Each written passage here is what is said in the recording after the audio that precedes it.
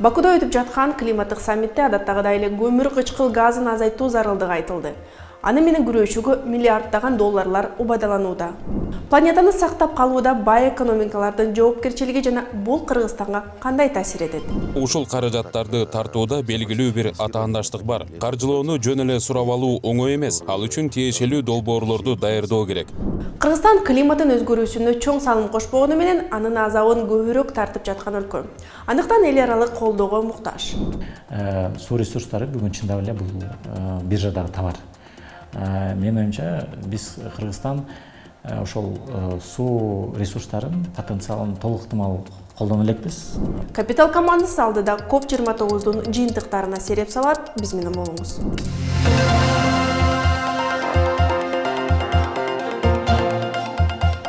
Баку шаарында күтүлгөндөй эле атмосферага бөлүнүп чыккан көмүр кычкыл газын азайтуу зарылдыгы жөнүндө билдирүүлөр айтылды. Бирок эң башкы маселе акча. Бай өлкөлөр бир нече жыл мурун өнүгүп келе жаткан өлкөлөргө климаттын өзгөрүшү менен күрөшүүгө жыл сайын 100 миллиард доллар бөлүүнү убада кылышкан. Бул сумма 2022 жылы гана жетишилген болсо да, анын чоң бөлүгү жогорку пайыздык кредиттер түрүндө берилген. Бул адилеттүү сын пикирлерди жаратып келет. Мындан тышкары саммит өткөргөн Азербайжан баш болуп, көп өлкөлөр кен казууну активдүү өнүктүрүүдө. Бул болсо COP-тун жарыяланган максаттарына караманча каршы келет. Соңку 10 күндөн бери Азербайжандын борборуда Бакуда өтүп жаткан Бириккен Улуттар Уюмунун климаттык конференциясынын негизги жыйынтыктарына кесиптешим Назгүл Мурат токтолот. 2009 жылы Копенгагенде өткөн Бириккен Улуттар Уюмунун климат боюнча конференциясында өнүккөн өлкөлөр глобалдык жылуулануунун кесепеттерин жумшартуу жана ага ыңгайлашуу үчүн өнүгүп келе жаткан өлкөлөргө 2020 жылга чейин жыл сайын 100 миллиард доллар каражат чогултуу милдеттемесин алган. Бул максатка расмий түрдө 2022 жылы гана жетишилген.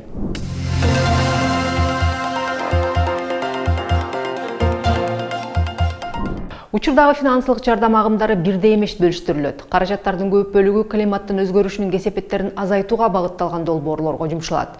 Ал эми эң алсыз өлкөлөр үчүн өтө маанилүү болгон адаптация көп учурда жетишсиз каржыланат. Бул өнүгүп келе жаткан өлкөлөрдүн калкынын экстремалдуу аба ырайы кубулуштарынан коргоо, инфраструктураны жана айыл чарбасынын туруктуулугун жогорулатуу жөндөмдүүлүгүнө терс таасирин тийгизет. Мындан тышкары, жардамдын басымдуу бөлүгү грант же инвестиция эмес, кредит түрүндө берилет. Бул ансыз дагы жакын өлкөлөрдүн мамлекеттик карызын көбөйтөт.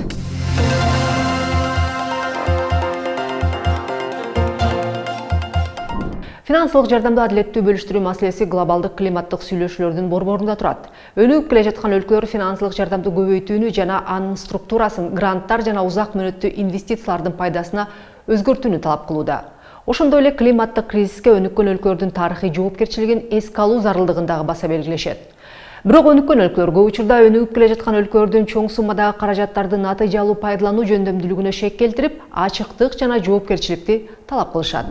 Климаттын өзгөрүүсү менен ийгиликтүү күрөшүү үчүн алды менен каражаттардын тартыштыгы жана анын акыйкатсыз бөлүштүрүлүшү маселесин чечүү зарыл. Бул үчүн финансылык жардамдын көлөмүн кескин көбөйтүү керек. Учурдагы 100 миллиард долларлык жардам улам пайда болуп жаткан жаңы чакырыктар үчүн жетишсиз. Жардам структурасын өзгөртүү зарыл. Грант жана узак мөөнөттүү инвестицияларды кеңири колдонуу өнүгүп келе жаткан өлкөлөрдүн карызын азайтат. Ачыктык жана отчеттуулукту жакшыртуу. Бул ишенимди жана каражаттарды пайдалануунун натыйжалуулугун жогорулатат. Каражаттарды тең бөлүштүрүү. Адаптация боюнча аракеттер артыкчылыктуу каржылоого ээ болушу керек. Жеке сектордун катышуусу.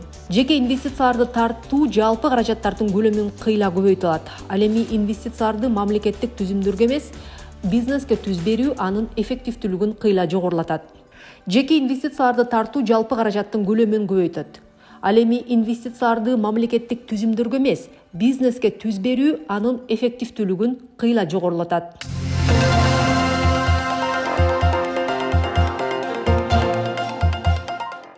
Маселе бир гана жетишсиз каржылоодо эмес. Саммитти өткөргөн Азербайжан баш болуп, көптөгөн өлкөлөр кен казып алууну активдүү өнүктүрүүнү улантууда.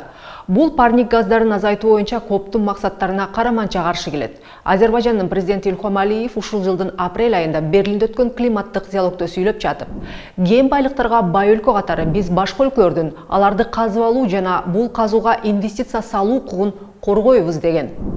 Расмий Баку климаттын терс өзгөрүшүнө алып келерине карабай отунду казып алууга кызыктар. Азербайжан кайра жаралуучу энергияны өнүктүрүү үчүн чоң потенциалга ээ. Бирок мунай менен газды сатуудан түшкөн акча мамлекеттик кирешенин 60%-ын камсыздайт. Мындай айтканда, мунай менен газды сатуудан түшкөн киреше экологиялык ойлордон жогору турат. Дүйнөлүк саясий жагдайдагы жаңыр чакырыктарды жаратууда. АКШдагы шайлоодо Дональд Трамптын жеңиши тынчсызданууга себеп. Анткени ал мурда Париж климаттык келишимине каршы чыгып, кен казып алууну көбөйтүүнү жактаган.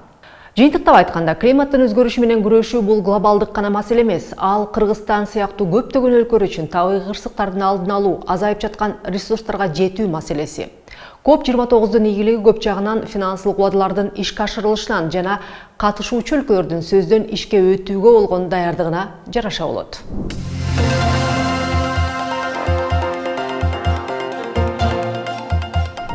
Кыргызстан Борбор Азиянын башка өлкөлөрү сыяктуу эле климаттын өзгөрүшүнө сезимтал.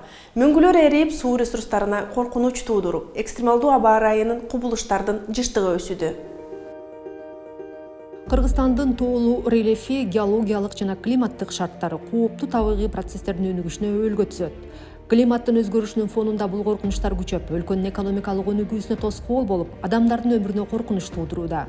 Соңку 23 жылда 4000 чукул өзгөчө кырдаал катталып, 872 адамдын өмүрүн алган.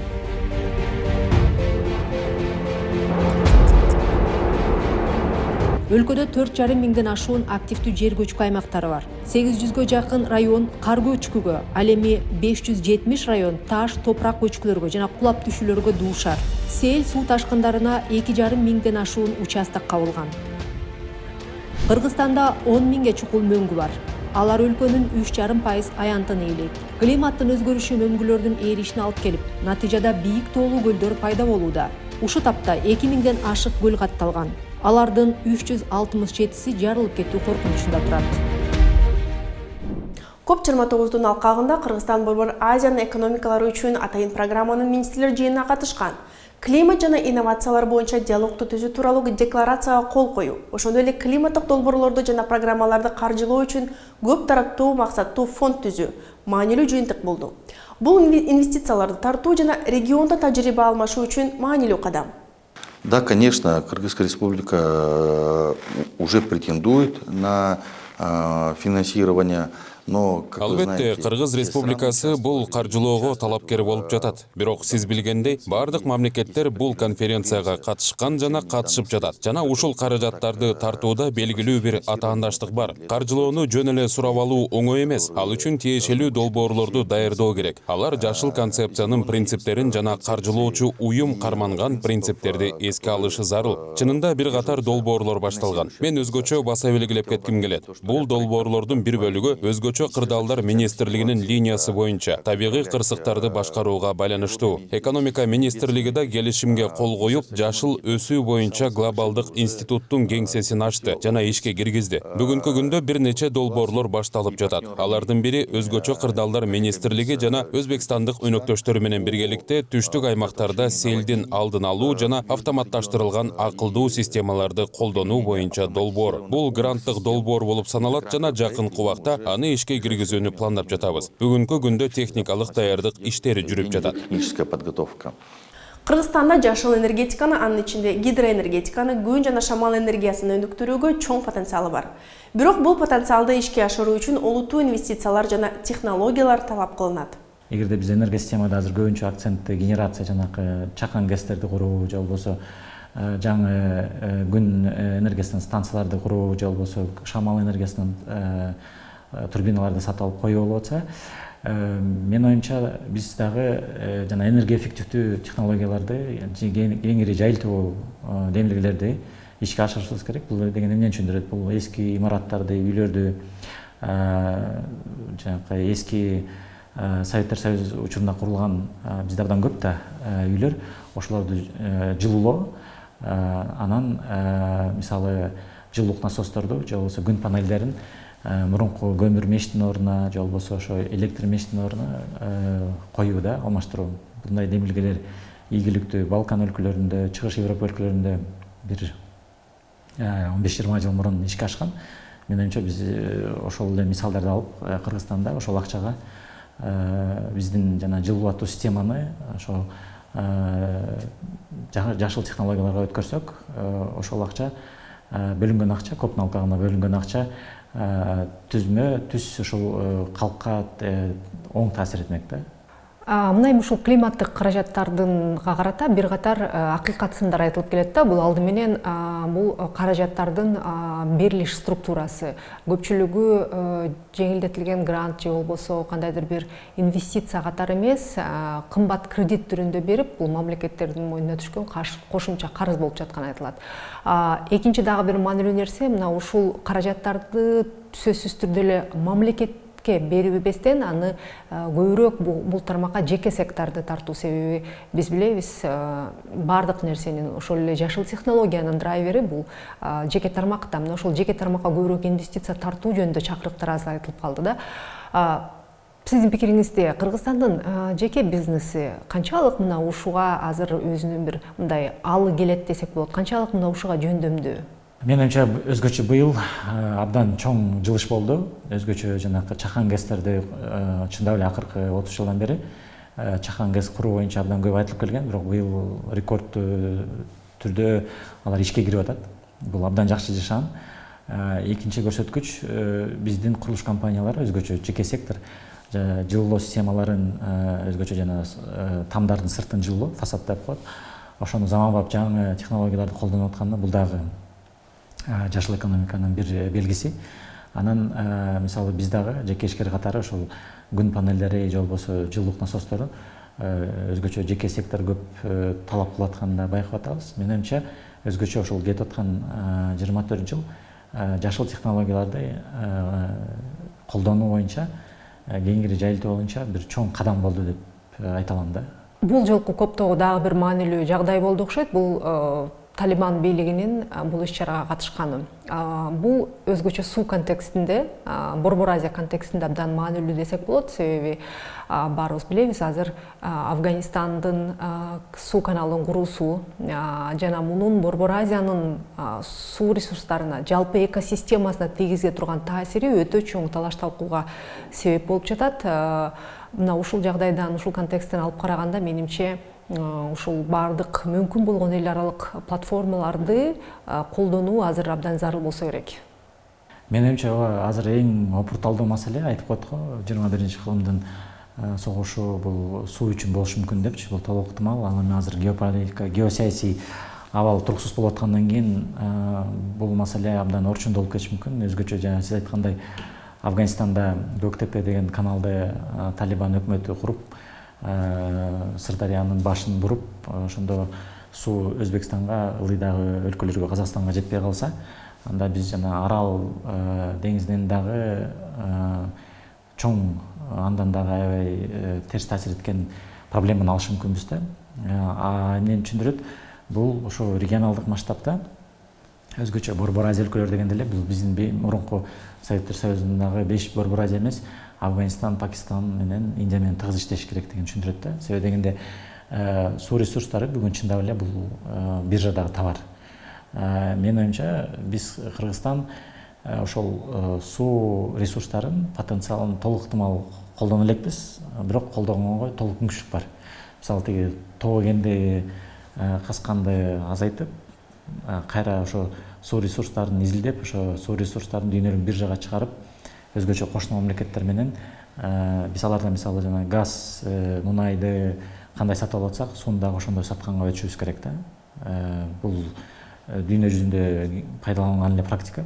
Менин оюмча регионалдык форматта ошол бир суу биржасы пайда болуш керек, же болбосо ошол сууну сарамжалдуу пайдалануу бир фонду пайда болуш керек да. Ошондо гана маселе менин оюмча бир оңунан чечилиши мүмкүн да, чечилиши мүмкүн. Азыркы шартта, өзгөчө глобалдык жылуулануунун шартында суу бул алтынга дагы, мунайга дагы, газга дагы алмашкыс ресурс болуп атканы талашсыз. Бирок ушул кезге чейин суунун башында турган жана суунун запасын эң көп топтогон Кыргызстан бул нерсени ушул жогорку деңгээлде көтөрө албай келет да, ошол сууну товар катары сатуу жөнүндө. Биз коңшуларыбыздын жер алдындагы кен байлыктарын, ошол эле газды болобу, нефтини болобу товар катары сатып алып жатабыз. Анан эмне үчүн биз анда биздин жерибиздеги сууну товар катары сата албайбыз деген маселелер азыр көтөрүлүп атат да. Канчалык реалдуу? Эгерде азыр биздин тышкы саясат активдүү түрдө ар кайсы платформаларда повесткага ошо суу маселесин талыкпай такай көтөрүп, ошону бир институционалдуу форматта конкреттүү бир сунуш кылсак, менимче бир күнү биздин да баягы үнүбүз угулат. Бул бир, экинчиден биз эми Борбор Азияда Тажикстан менен суунун баягы айтып коет го, депозити депчи, суунун запасы боюнча алдыңкы орунда турабыз. 40% бизде. Ошону эми туура сарамжалдуу пайдалануу, бирок ошол эле учурда Кыргызстандын ичинде да чечилбеген маселе көп. Мисалы жана сугатка, ирригацияга канчалаган биз ичип аткан суу кетип атат да. Саркын суу тазалоо системалары дагы аягына чейин оңоло элек да. Менимче ички инфратүзүмдөр болгондо ошол ирригация менен саркын суу тазалоо системаларын мамлекет дагы, жеке сектор дагы биргеликте иш алып барыш керек да.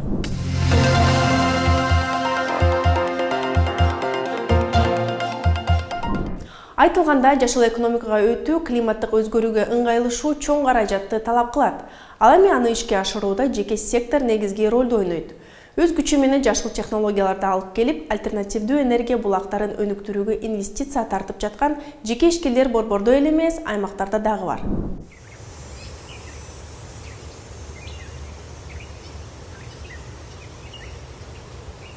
Негизинен бул жерде Каракамыш жайлоосу деп коет. Мына көлдүн атынан Каракамыш картада белгиленгенде бул Кара суу көлү деп аталып калган. Атак биздин элде Каракамыш жайлоосунда турабыз азыр. Негизинен баягы элдин эс алууга жаратылышы, суусу, анан жанагы кымыз, жайлоодогу айран, сүт дегендей мына ушул жактарга түзүлгенде ал шартчы негизинен. Эми баягы шарт болуп туристтерди кабыл алгандан кийин аларга негизги эң негизгилердин бири болуп азыр баягы аларга шарт түзүп бериш керек да. Шарттардын негизи эмне? Жарыктандыруу, тамак ашты сактаганга холодильник, морозильник, жана башка нерселерди иштеш үчүн электр тогу керек экен да. Биз жанагындай движокторду пайдаланып жүрдүк. Бирок алардын баягы жаратылышка болгон мамилеси, алар күйөт, ар нерсени бөлүп чыгарат. Бул кичи ГЭС деп аталат. Негизинен 10 киловатт ток чыгарып берет. Негизинен 3 фаза, ар бир фазада 3 киловаттан болот экен. Мындай караганда жайлоодун башына бир топ эле жеткиликтүү экен да. Ал эми жарыктандырууга толук эле жетет.